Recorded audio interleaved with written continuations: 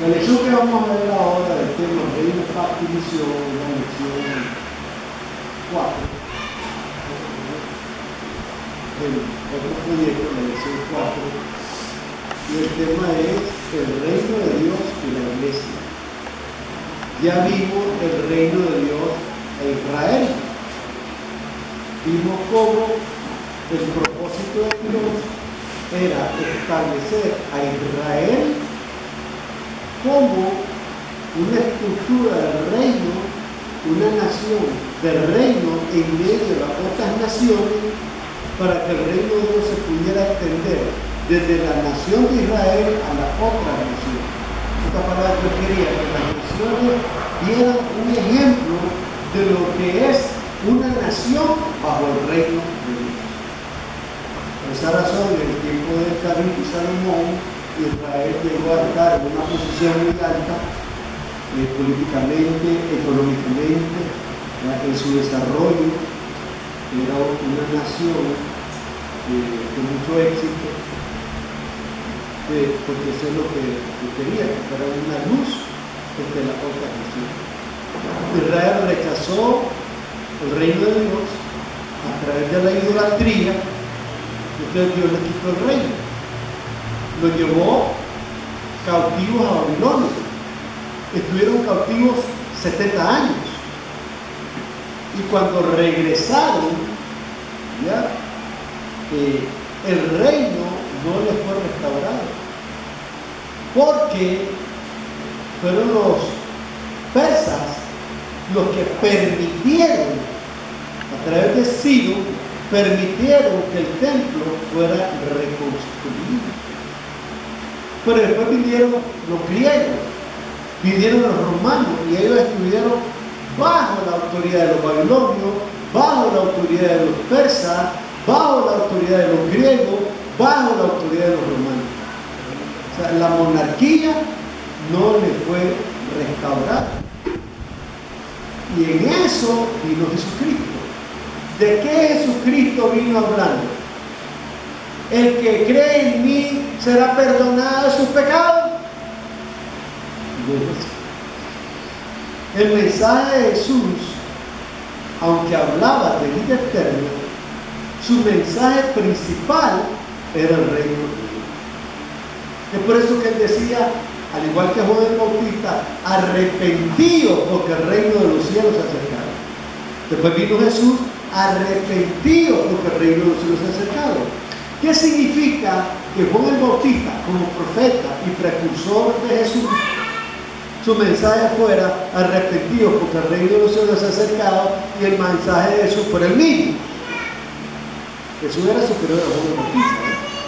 Sin embargo, Jesús predicó exactamente el mismo mensaje que Juan el Bautista. ¿Por qué? Porque el mensaje no era ni de Juan el Bautista ni era de Jesús, era de Dios.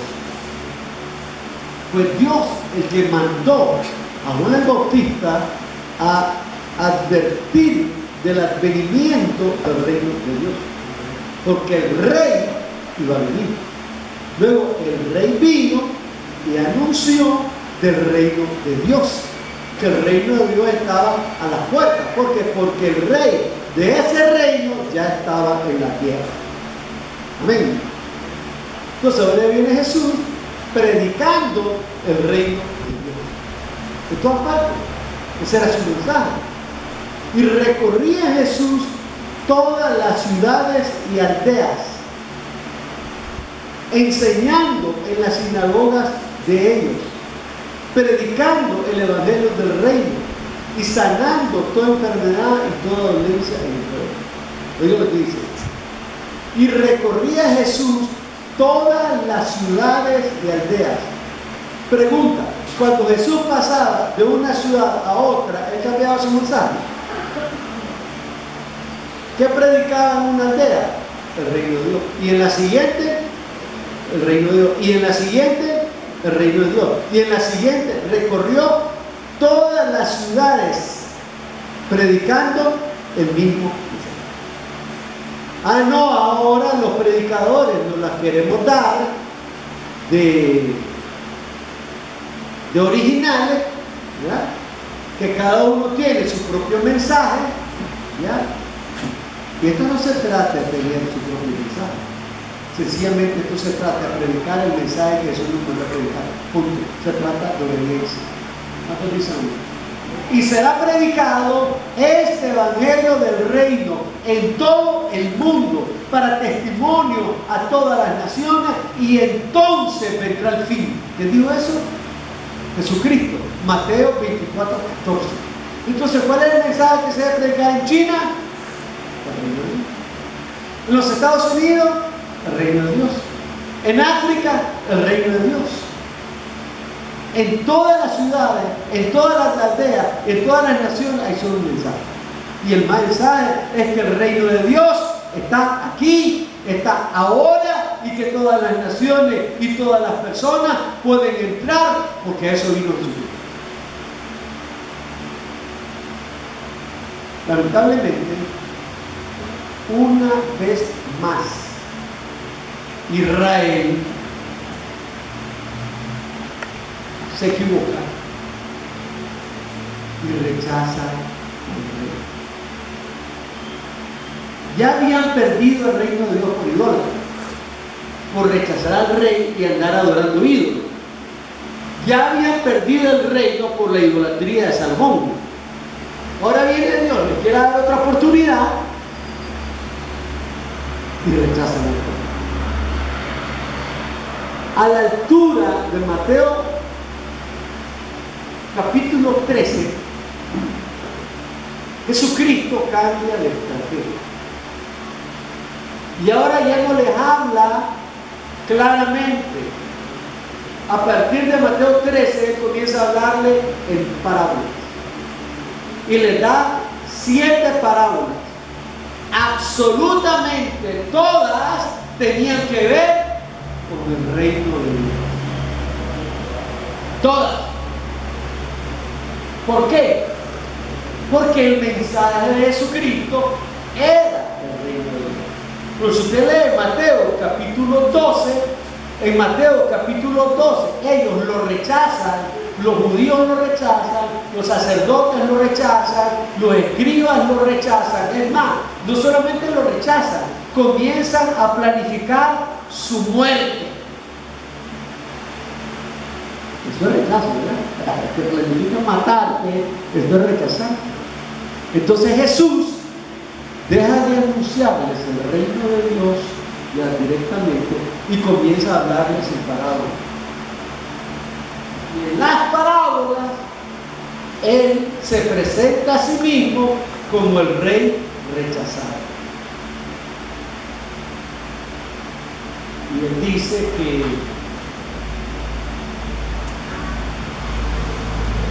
Padre envió a su hijo, hizo fiesta de boda a su hijo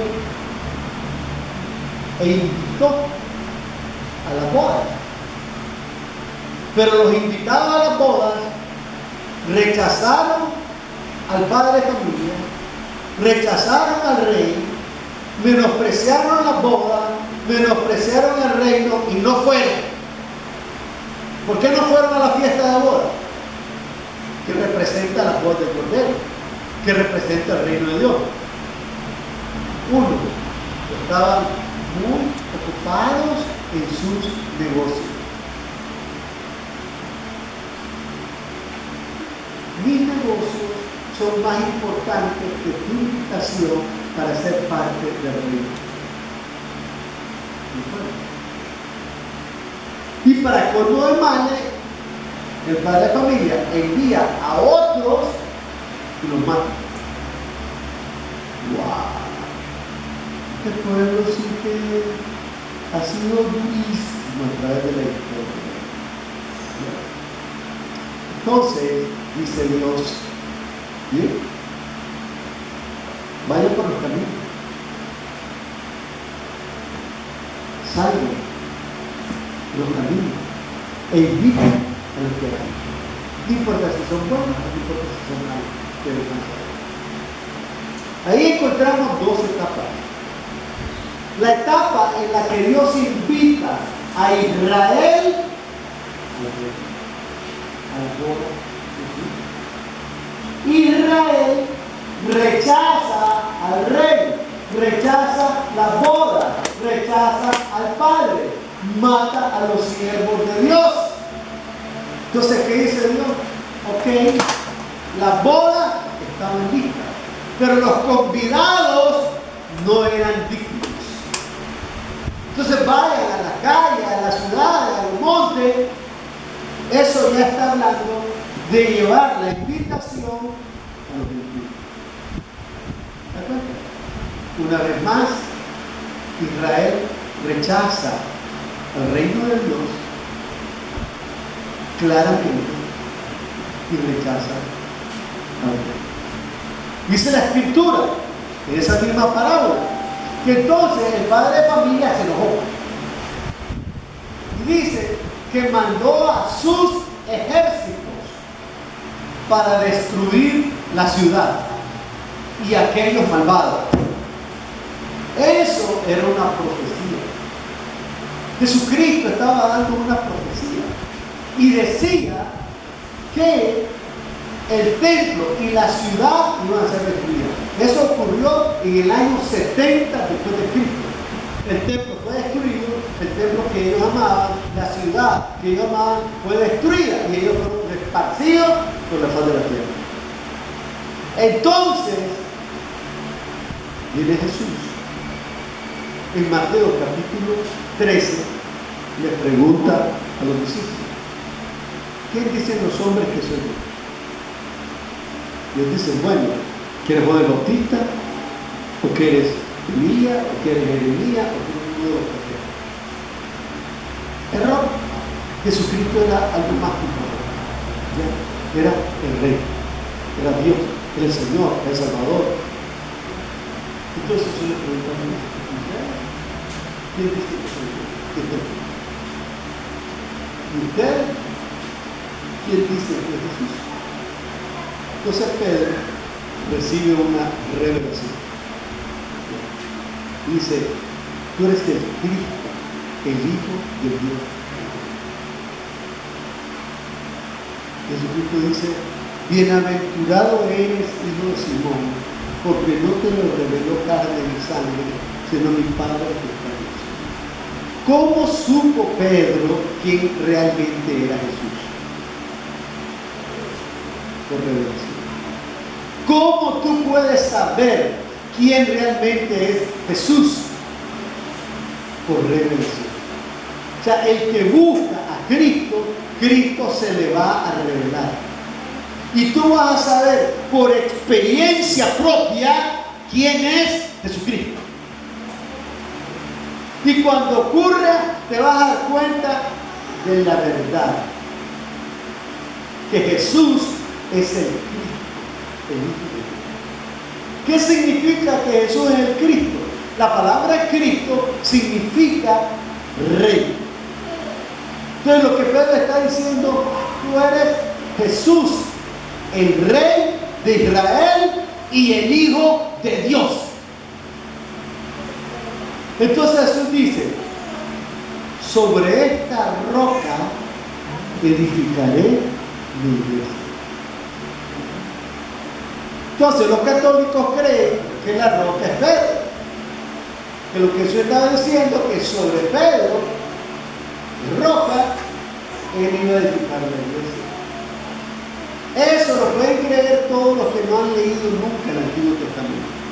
Porque en el Antiguo Testamento, en los Salmos y en otras partes, en el Deuteronomio, ahí se establece claramente que Dios es la roca de salvación de Israel.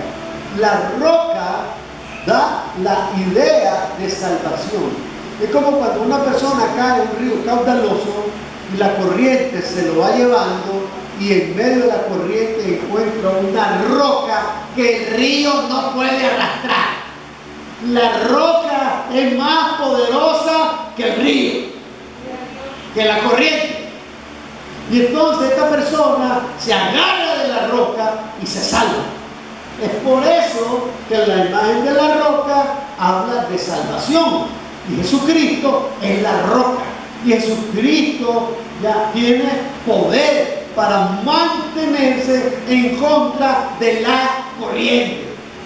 Si la corriente te quiere arrastrar y la corriente de este mundo te va a querer arrastrar, solo hay un lugar al que tú puedes ir que va a sostenerte en la corriente.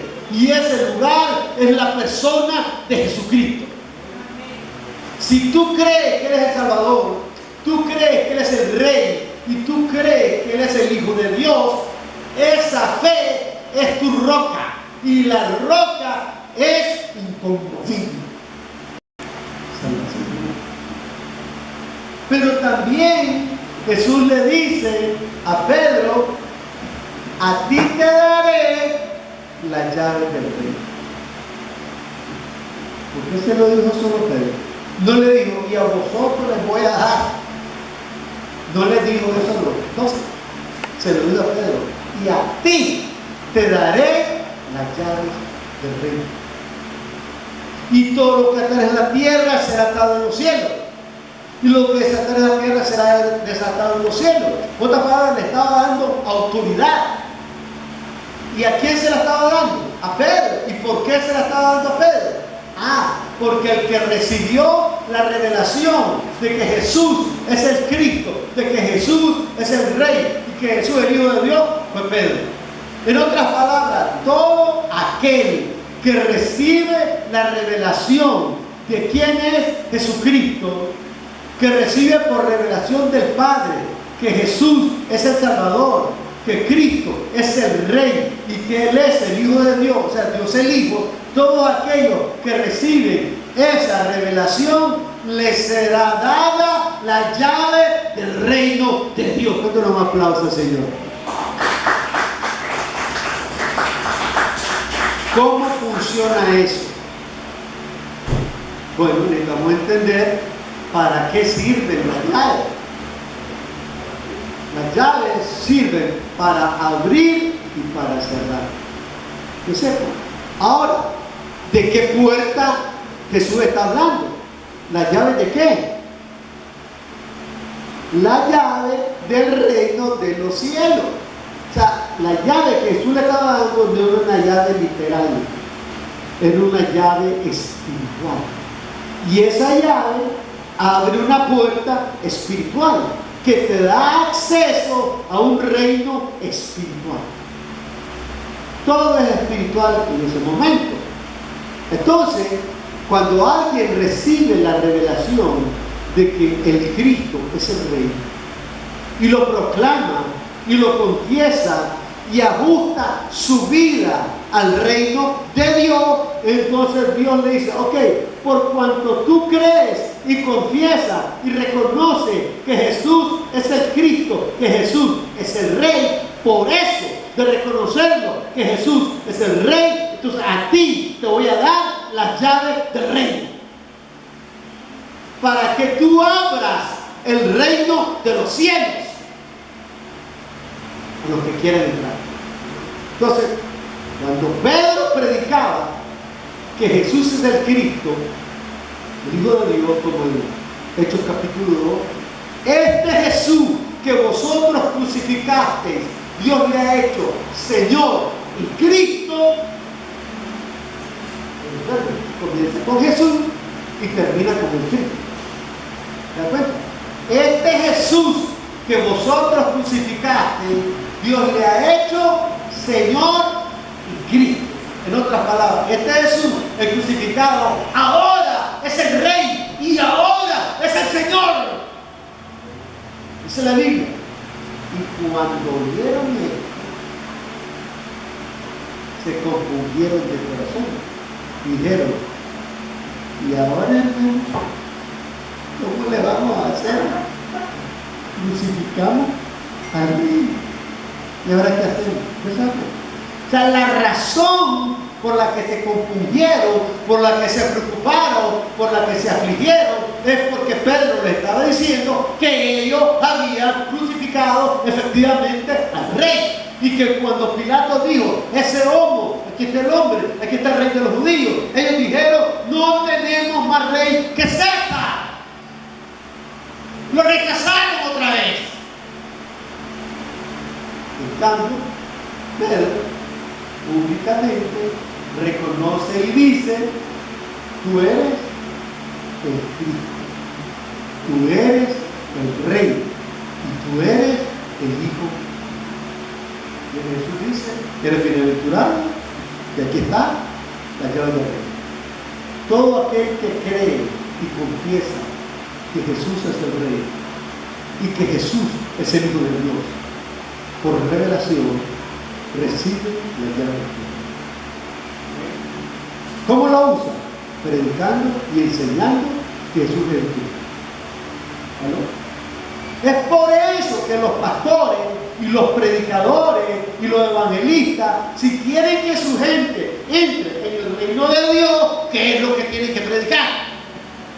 El reino de Dios. Tienen que predicar que Jesucristo es el Rey del reino de Dios. Y cuando ellos predican que Jesús es el Cristo, el Rey del reino de Dios, de esa manera le están abriendo las puertas a la gente de que entre en el reino del cielo.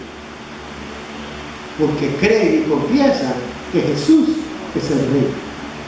¿Se da cuenta? Esto significa: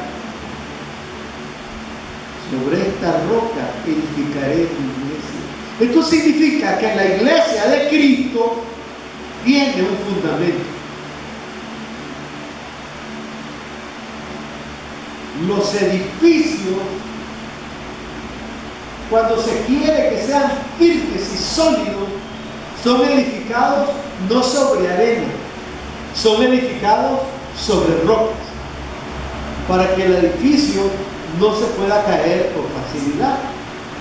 Lo que eso está diciendo es que el edificio de la iglesia, espiritualmente hablando, ¿verdad? Está, dice bien, bíblicamente hablando, está el edificio, el fundamento y la roca. La roca es la que sostiene el fundamento y el fundamento es el que sostiene el edificio. La roca es Cristo. El fundamento son los apóstoles y profetas y el edificio es el resto de la vida.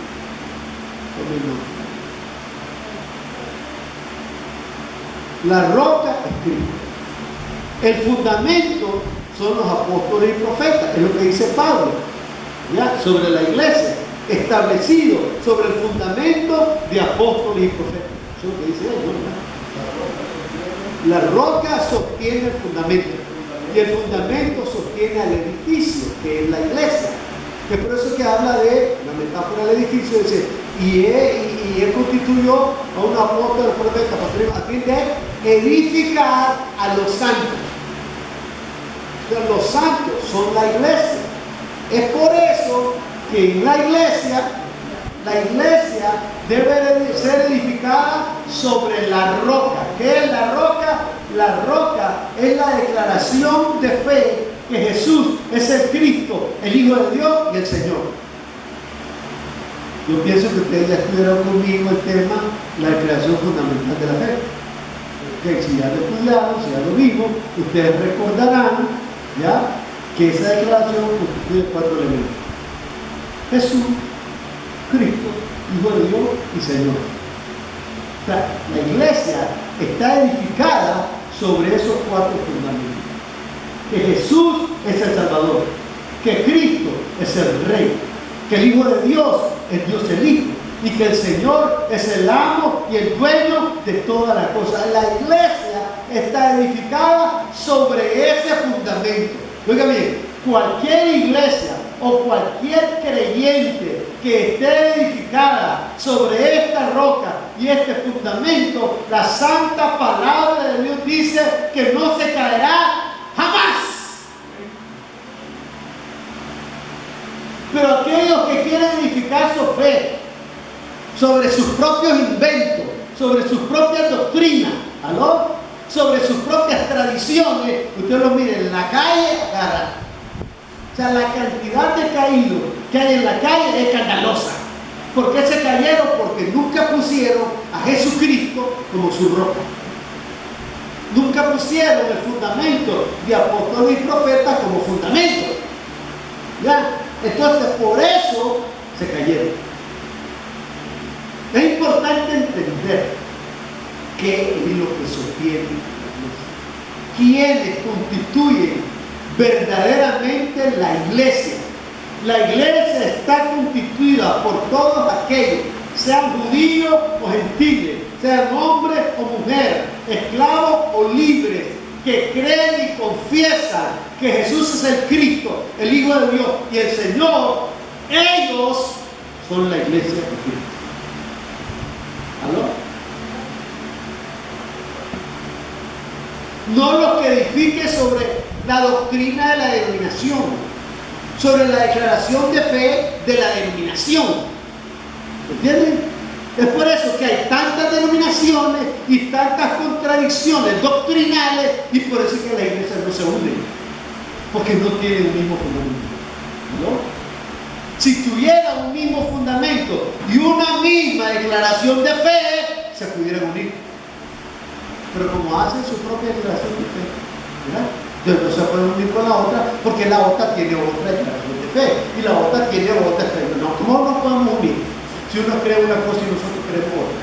Pero las doctrinas han resultado en la división de la iglesia, y doctrinas que no son fundamentales. Porque entonces yo me he peleado con este hermano porque yo creo, ¿verdad?, que Jesucristo va a venir, que el arrebatamiento va a ser antes de la tribulación. Entonces, que cree que va a ser durante la tribulación, y el otro cree que va a ser después de la tribulación. Entonces somos tres enemigos. A mí no me hables, no tampoco me hables, porque uno cree lo que yo creo. ¿Entiendes? ¿Ya se dan cuenta? Esa no es la doctrina fundamental de la fe. Si cree otra cosa acerca de eso, sigue siendo mi hermano. Si cree que Jesús es el Cristo, el Hijo de Dios y el Señor, pero cree que Cristo va a venir después de la tribulación, sigue siendo mi hermano. Porque ese asunto no es un asunto de vida o muerte. Necesitamos entender qué es lo que sostiene a la iglesia. Y que lo sostiene a la iglesia es Cristo, la roca, y la fe de quién. Los que creen que Jesús es el Cristo, el Hijo del Señor, o los que creen que Jesús es el Salvador, el Rey, Dios y el Señor, esos son la iglesia. Y la iglesia está llamada a ser, así como Israel estaba llamado a ser el pueblo de Dios, estaba llamado a ser los sacerdotes por las naciones, y estaba llamado a ser el reino de Dios, para llevar el reino a todas las naciones. Como ellos fracasan, ahora Dios levanta la iglesia formada de judíos y gentiles, y ahora la iglesia ha sido llamada a cumplir la misión que Israel no cumplió. ¿Entiendes?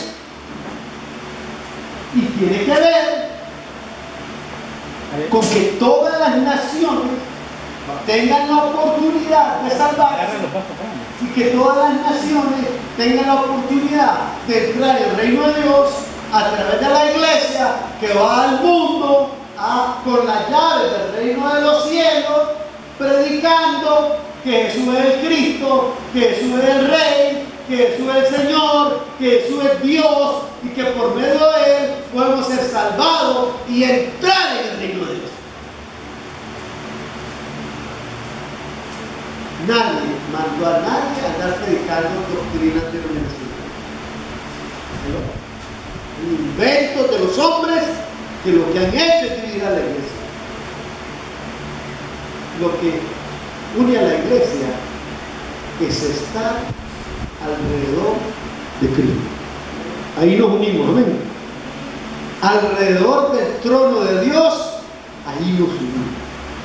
Como los 24 ancianos que representan 12 de Israel y 12 de la iglesia, es el reino. Como en la Nueva Jerusalén, donde las puertas tienen los nombres de los 12 hijos de Israel, pero los fundamentos tienen los nombres de los 12 apóstoles. Ambas cosas forman la Nueva Jerusalén, porque el reino de Dios es uno. ¿Qué ¿Qué viene de Israel? Todos los que creyeron en su momento. ¿Y qué viene de la iglesia? Todos los que creyeron en el rey en su momento. La iglesia, el pueblo de Dios es uno, y la iglesia del Señor y el reino de Dios es uno. Donde Dios es el rey, y todo gira a su alrededor. Es por eso que en Apocalipsis capítulo 1 nosotros encontramos que Juan tiene una visión y mira 7 candeleros, y en medio de los 7 candeleros al Hijo del Hombre.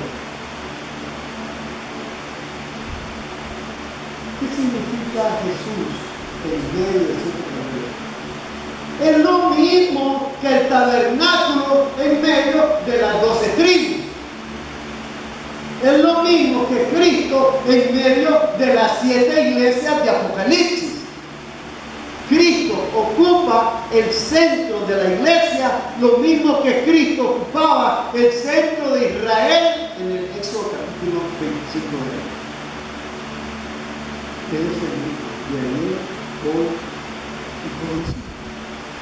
Entonces la iglesia está vinculada al reino de Dios porque reconoce a Cristo como rey. Y por reconocer a Cristo como rey, entonces la iglesia es constituida como reino de Dios. ¿De todo el mundo? No de todo el mundo. ¿De todo lo evangélico? No, Señor. Solamente de aquellos que reconocen, confiesan, creen y ponen a Cristo. Ahí mismo dice que cada candelero representa a una iglesia. De los candeleros son las 7 iglesias. Y lo dice Apocalipsis capítulo 1, que Cristo es el centro de la iglesia. ¿Cuántos dicen amén? Y si Cristo es el centro de la iglesia, Cristo es el rey de la iglesia. ¿Cuántos dicen amén? Entonces, Mateo 16 revela que la iglesia está fundamentada sobre Jesucristo, el rey. Y Apocalipsis capítulo 1 nos dice que Cristo está en medio de las iglesias, lo que significa que Él es.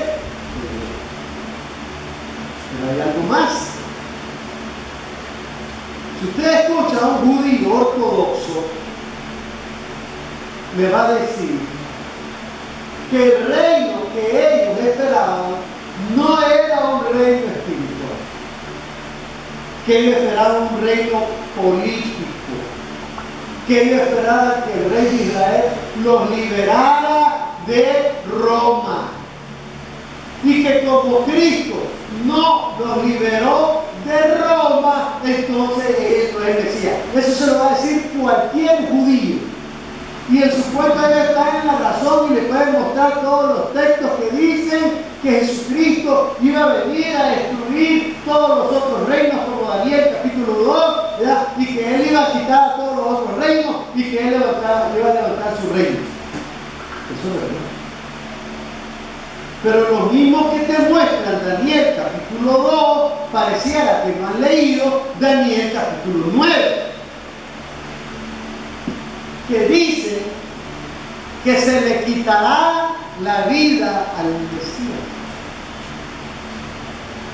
y que el príncipe de un reino, de un pueblo que ha de venir, destruirá la ciudad y el santuario. A ver cómo es. ¿Cómo es que Daniel habla del Mesías diciendo que va a traer el reino de Dios? ¿Entiendes? O sea, la victoria más importante es la que Jesús vino a conseguir. No la victoria sobre ningún imperio, sino la victoria de aquel que tenía todos los imperios.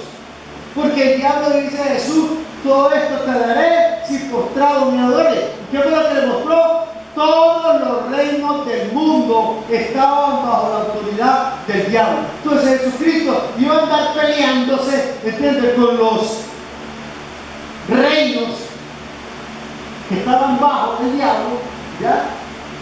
Entonces el diablo se hubiera cambiado de reino por otro reino, ¿no es cierto? Entonces Él no se peleó con los romanos, sino sino se peleó con el que tenía todos los reinos del mundo y se los arrebató. Cristo despojó al diablo de todos los reinos del mundo y ahora los reinos del mundo le pertenecen a Jesucristo.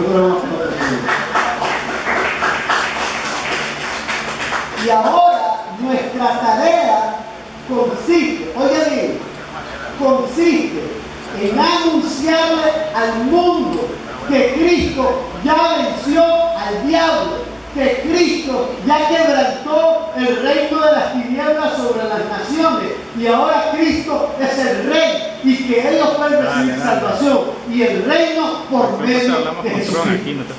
En otras palabras, esa es la buena buena noticia que si no le entregaste a Jesucristo, si tú le haces el favor a Jesucristo de entregarle tu vida, Él te va a peinar, Él te va a bañar, Él te va a servir, Él te va a hacer el manicure, ¿entiendes?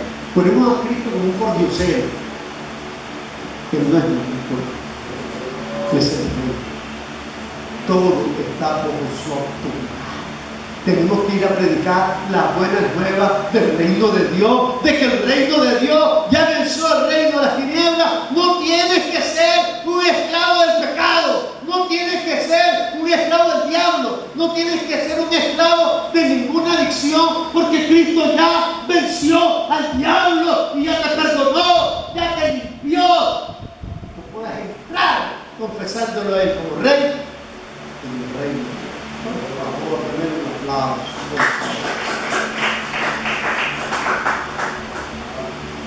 Hay una relación entonces entre el reino de Dios y la iglesia. Porque ahora la iglesia está constituida de todos aquellos que creen y confiesan que Jesucristo es el Rey.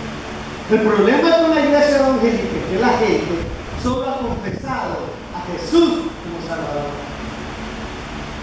No ha confesado ni ha creído que Jesús es el Rey, no lo tratan como Rey, lo tratan como la sirvienta de su casa. Jesús anda a hacer de los mandados. Cuidar de mi vida, cuidar del pueblo. Cuidar del chofer. ¿Me entiendes? Y le asignan tarea a decir. Sí. ¿Me entiendes? De gente que no ha entendido quién es tú. Tú no eres el Rey. Y conmigo que no soy el Rey. Yo no soy el Señor. Jesucristo es el Rey. Jesucristo es el Señor. ¿Sabes lo que significa Señor?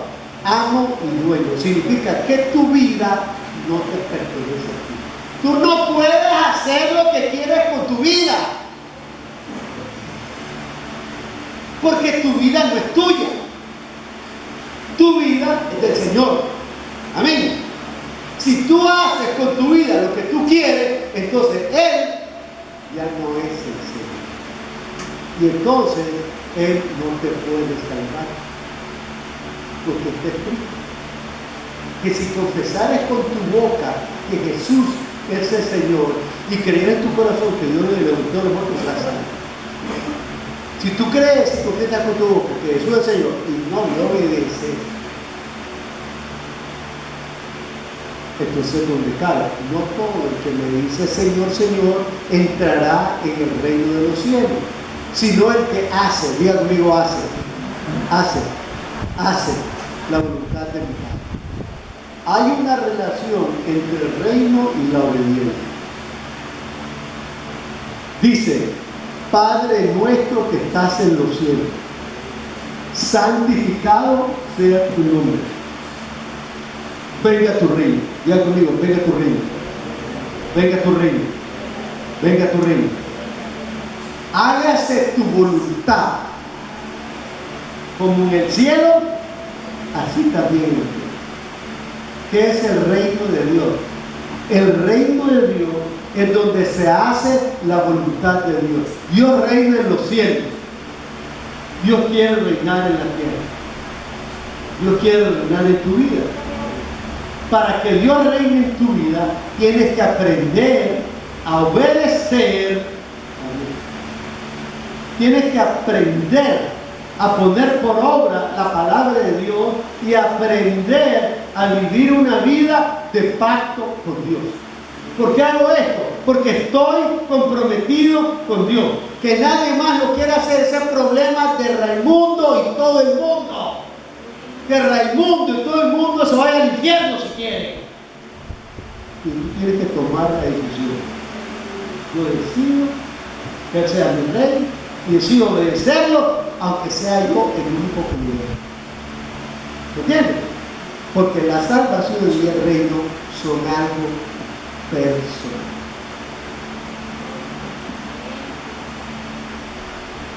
Ahora quisiera que fuéramos al Evangelio de San Mateo,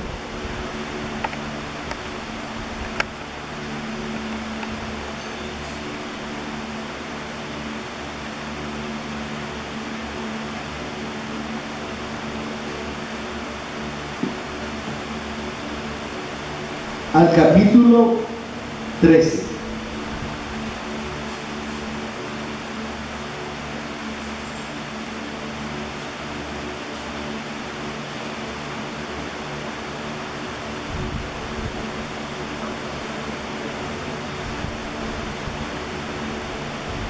Versículo 3. Les habló muchas cosas por parábolas diciendo: aquí el sembrador salió a sembrar. Y mientras sembraba, parte de la semilla cayó junto al camino, y vinieron las aves y la comieron. Parte cayó en pedregales, donde no hubo mucha tierra, y brotó primero pronto porque no tenía profundidad de tierra, pero salió el sol, se quemó, y porque no tenía raíz, se secó. Y parte cayó entre espinos, y los espinos crecieron y la ahogaron, pero parte cayó en buena tierra y dio fruto para 100, para 60 y para 30 por uno.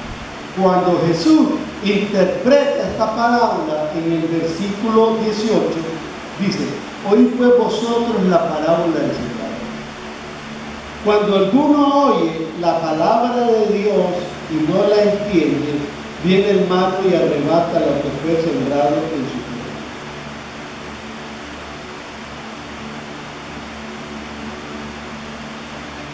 ¿Qué pasó? Se dormía. Eso es lo que dice el texto. ¿Qué es lo que dice el texto?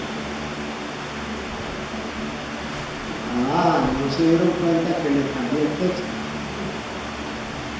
Lo que yo leí fue: cuando alguno oye la palabra de Dios.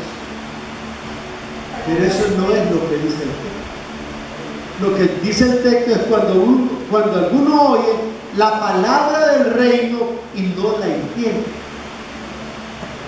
Observe que en este pasaje Jesucristo le llama a la palabra de Dios la palabra del reino. Porque ¿qué predicaba él?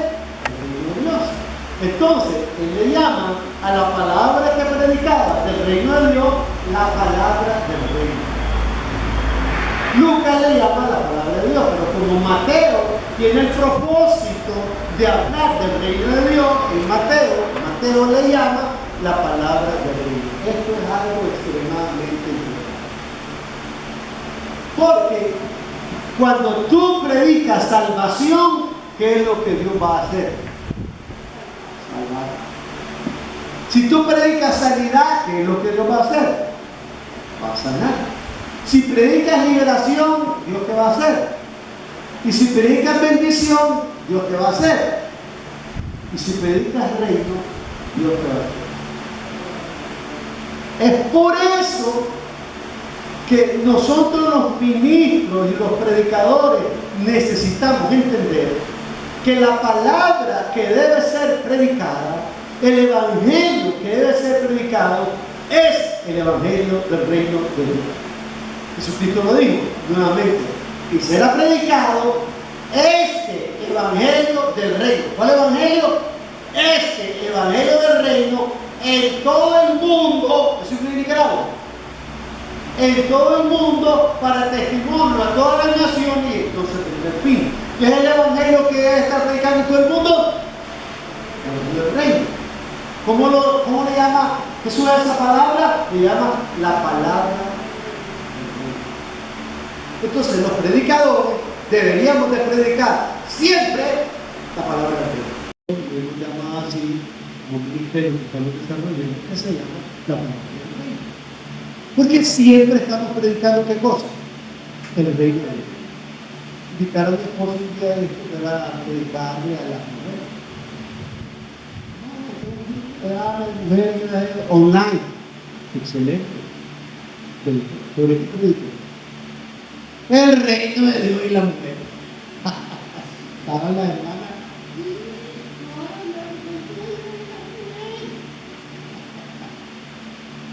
Pero es que el reino de Dios es sobre todas las cosas.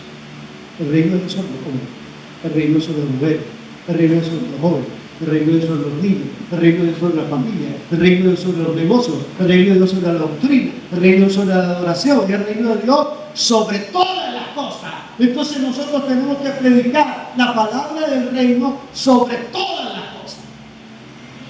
Por eso se me invita a predicar cualquier cosa. Yo que sí, pero siempre comienzo.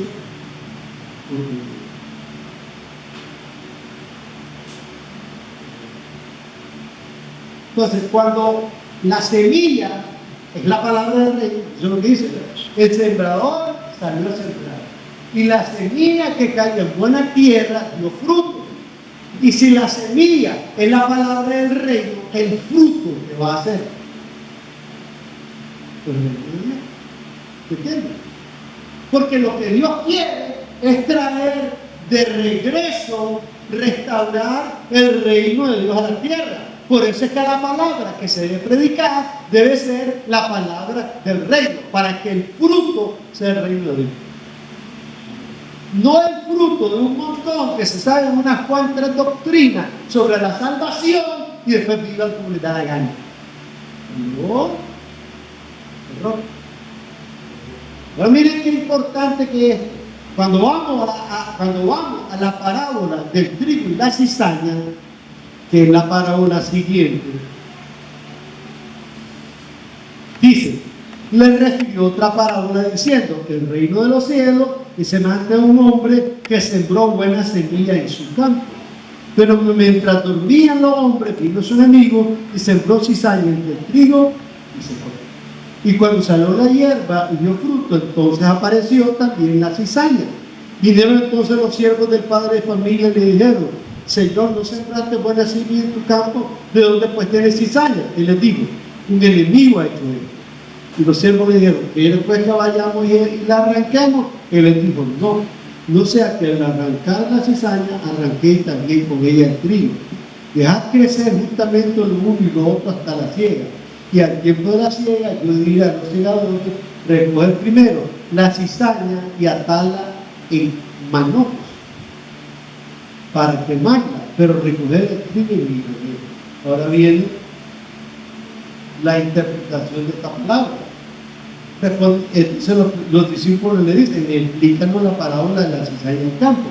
Respondiendo les digo, el que siembra la buena semilla es el Hijo de Dios. El campo es el mundo. ¿Qué me está diciendo que el campo es la iglesia? ¿Qué está diciendo que el campo es el mundo? La buena semilla son los hijos del reino. Y la cizaña son los hijos del reino. El enemigo que la sembró es el diablo. La ciega es el fin del siglo. Y los segadores son los ángeles. De manera que como se arranca la cizaña y se quema en el fuego, así será en el fin del siglo. Enviará el Hijo del Hombre a sus ángeles y recogerán de su reino a todos los que sirven de tropiezo y a los que hacen iniquidad. Y los echarán en el horno de fuego, allí será el lloro y el crujir de dientes. Quiero que observen una cosa. En la parábola del sembrador, la palabra es la semilla del reino. Es la palabra del reino, sembrada en los corazones de los hombres. Cuando la palabra del reino encuentra un buen terreno, entonces la persona se convierte no solamente en un hijo de Dios, se convierte en un hijo del reino. Es decir, si la palabra, si la semilla es la palabra del reino, el fruto de la semilla, ¿qué va a hacer? obviamente, un hijo del reino. Observe que la parábola no habla de hijos de Dios. Así como no habla de la palabra de Dios en la parábola del sembrador, tampoco habla de hijos de Dios en la parábola del fruto de su seno. En la parábola del sembrador habla de la palabra del reino. Y la palabra del reino, ¿qué produce? Hijos del reino. Entonces, si tú quieres hijos del reino, si tú quieres salir a evangelizar para conseguir hijos del reino, ¿qué tienes que predicar? La palabra. Es por eso que necesitamos evangelizar a la iglesia. Para que no solamente sean hijos de Dios, sino que sean hijos del reino. Ser hijo del reino te dice que vas a entrar en el reino de Dios.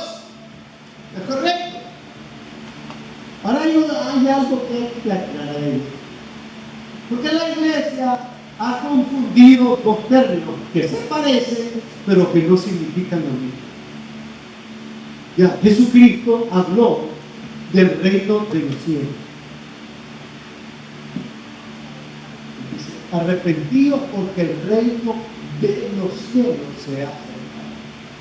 En la iglesia hemos cambiado ese término para convertirlo en el reino en los cielos.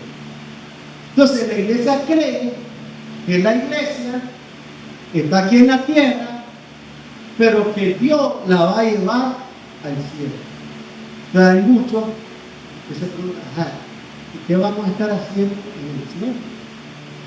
Y hay uno que dice que se mira a una nube con un arpa alabando a Dios por el resto de la vida. Uno dice, hay una nube de arriba para abajo todo el universo alabando a Dios, porque él cree que eso es el reino en los cielos. Pero Cristo nunca habló del reino en los cielos, él habló del reino de los cielos. El reino de los cielos significa que es el reino de Dios, porque los hebreos, por una cuestión de cultura, cambiaban el nombre de Dios por los cielos. Para no decir Dios, no se referían al cielo, pero es lo mismo, es el reino de Dios. En otras palabras, no se trata de irse al cielo. Más bien Cristo dice, venga tu reino. ¿A dónde? Venga tu reino, a la tierra. Hágase tu voluntad, como en el cielo, así también en la tierra. ¿A dónde acaba de venir el reino? A la tierra. Pero se nos ha enseñado que esto se trata de irse al cielo. Y te pregunto, si te mueren, ¿a dónde vas? Al cielo, no sé. Hay una forma segura de saber si tú vas a entrar en el reino de Dios. No tienes que estar esperando hasta el último momento. Me voy. Tú puedes saberlo. Aquí no. Es muy fácil. ¿Cómo? Cristo gobierna tu vida aquí y ahora. Si Él gobierna tu vida aquí y ahora, tú entras en el reino de Dios. Porque Él ya es tu reino. Él ya te está gobernando. Entonces, Él mismo te va a meter en el reino de Dios. ¿Cierto? Pero si aquí era evangélico y Él no gobierna tu vida, y nadie gobierna tu vida, y no te sujetas a nadie, y eres rebelde con todos, ya te aviso, al reino de Dios no vas a entrar. Porque el reino de Dios se hace a la voluntad de Dios. Y si tú aquí no haces la voluntad de Dios, ¿por qué Dios cree que te va a meter en el reino de Dios? O sea, el reino de Dios no es para Dios, porque es el reino de Dios, que se vive de acuerdo con los propósitos de Dios, con las leyes de Dios, como hijos de Dios e hijos del reino. ¿Vale? Que te das cuenta que este asunto de la iglesia tiene que ver con el reino de Dios. Porque la palabra que se debe predicar es la palabra del reino, en la iglesia. Y lo que debe surgir en la iglesia son hijos del reino, en la iglesia. Y estos hijos del reino son los que van a predicar afuera que Cristo es el rey. Y van a predicar que el reino de Dios ya está aquí.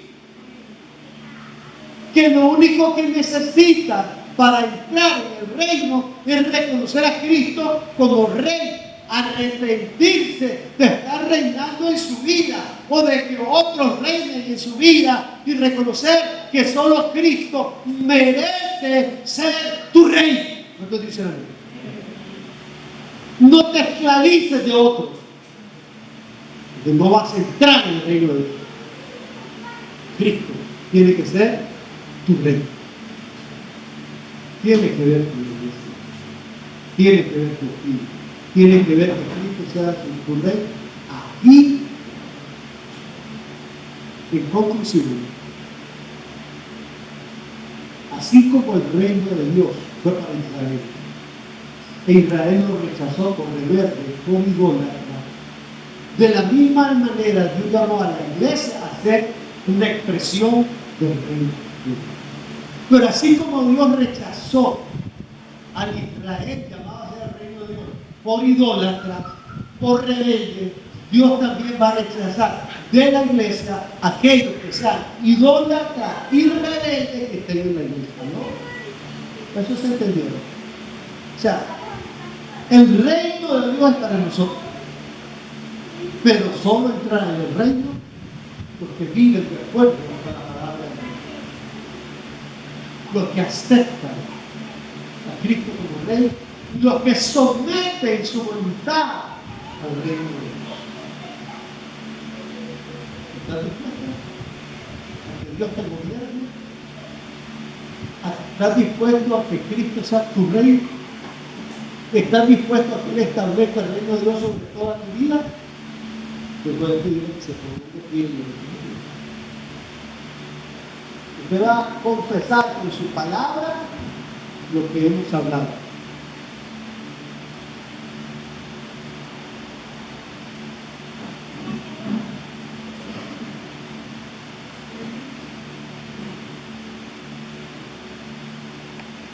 Señor Jesús,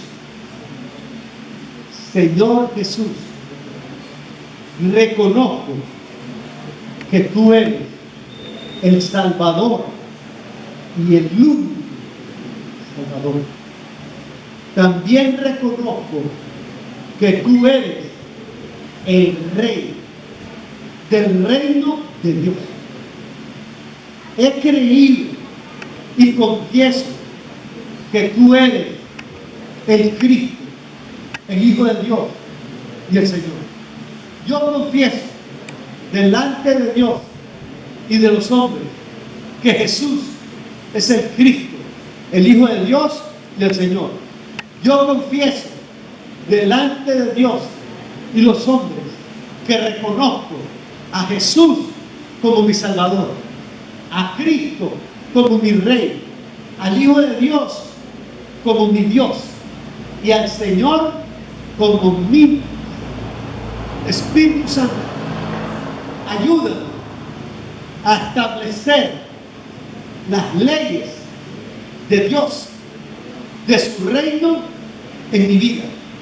Renuncio a toda rebeldía, renuncio a todo rechazo a la autoridad y me someto a ti como rey para que establezca tu reino en todas las áreas de mi vida. Prepárame para entrar en tu reino eterno. Amén. Que Dios me les bendiga. Buenos muchachos.